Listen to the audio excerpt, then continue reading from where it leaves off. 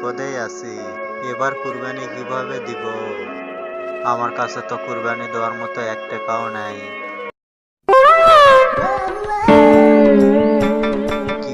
কি করি দারুণ একটা আইডিয়া পাচ্ছি। স্যার, মনে মনে কি ভাবেন তো? না রে বল্টু, কিছু ভাবি না। তা বল্টু, পরীক্ষার ফিস আনছিস তো? স্যার, পরীক্ষা তো ঈদের পরে। তাহলে স্যার, ঈদের আগে পরীক্ষার ফিস নেবেন কেন? বল্টু, সত্যি তোর বুদ্ধি কম। বল্টু, তুই কি জানিস না কুরবানি কেনার পর টাকা পয়সা কমে যায়? তার জন্যই আমি বলতেছি ঈদের আগে ফিস দিয়ে দিবি। স্যার, বুঝতে পারিছি। আমাকে টাকা নিয়ে নিজে কোরবানি দেওয়া ঠান্ডা।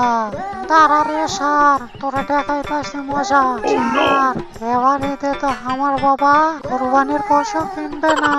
আমার বাবা কুকুর জবাই দিবে।